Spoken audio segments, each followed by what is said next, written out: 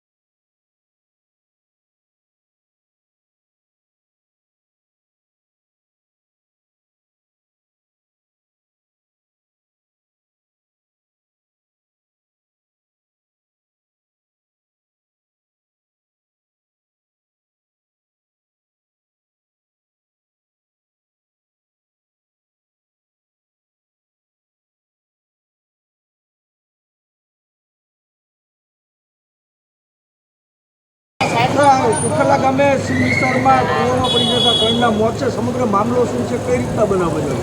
ઘોઘા તાલુકાના ઉખરલા ગામે રાત્રે એક વાડીમાં અમુક માણસો ભેગા થયેલા। એમાં સવારે 112માં ફોન આવેલો કે એક વાડીમાં એક લાશ પડી છે। તાત્કાલિક પોલીસ પહોંચી ગ્રામજનોની મદદથી તપાસ કરતા એક પછી એક 3 ડેડ બોડી મળી આવેલ છે।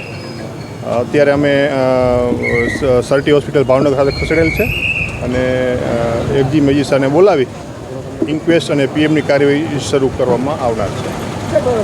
પરિવારનો આક્ષેપ છે કે પોલીસ દ્વારા રાત્રિ દરમિયાન જુગારધામ ઉપર રેડ કરવામાં આવી, નિર્દયના ઘટના બની। ના, એવું કોઈ બાબત તમારા ધ્યાનમાં નથી। પોલીસ દ્વારા રેડ કરવામાં આવી એવું કોઈ વર્તેજ પોલીસ ત્યાં ગઈ નથી એવું કેવું છે આપનું? ના, કોઈ જ ગયું નથી એવું અમારા ધ્યાનમાં નથી ત્યાં। ના, શું લેવા ભેગા થયા તો એ ખબર નથી અમને કંઈ। તપાસ આ અંગે વધારે તપાસ ચાલુ છે। તમારું નામ? મારું નામ જગદીશસિંહ સોમાભાઈ સિંધા। જગદીશભાઈ, આખો બનાવ કઈ રીતના બન્યો છે? 3 લોકોના મોત થયા છે, કોણ કોણ છે? અજીતભાઈ મારા ભાઈ હતા, બરાબર। હવે સવારમાં મારામાં ફોન આવ્યો મારી બેનનો, બરાબર। એ કે ભાઈ હજુ આવ્યા નથી કે ઘરે, તું તપાસ કર, બરાબર। એટલે મેં મારા કાકાને ત્યાં ઉખલ્લા ફોન કર્યો, બરાબર।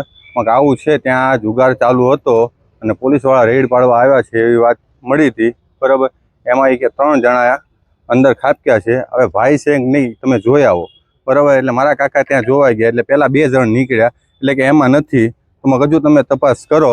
એટલે પછી તપાસ કરી એટલે મારો ભાઈ નીકળ્યો, બરાબર।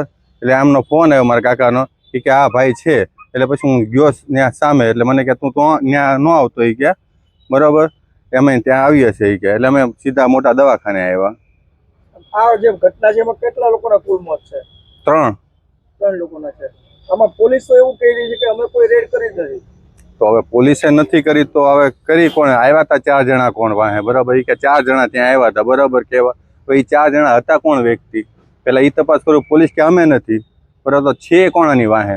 એ પોલીસ ડ્રેસમાં હતા કે સાદા ડ્રેસમાં હતા? હા, એ આપણને તો ખબર નથી। હવે ત્યાં આપણે તો ગયા નતા ત્યાં, બરાબર। ત્યાંના એવો કે છે કે પોલીસવાળા આવ્યા હતા, બરાબર। ત્યાં એમ કે છે કે પોલીસવાળા કે અમે ગયા નથી, તો હવે છે કોણ? ત્યાં તો 11 જણની વાત હાલે છે। અન્ય બીજા જે લોકો છે, બીજા છે આ એમાં ને આપણે વાત નથી થઈ, પણ ત્યાં એક બીજો હતો ને એ પડ્યો નથી, એ લટકી રહ્યો તો એ બહાર નીકળ્યો છે। હવે બધી માહિતી એની આગળ હોય। એને શું કીધું, કોઈ વાતચીત થઈ છે ખરી? એને એમ કીધું પોલીસવાળા આવ્યા હતા, બરાબર। બીજી કાંઈ આપણને ખબર છે નહીં।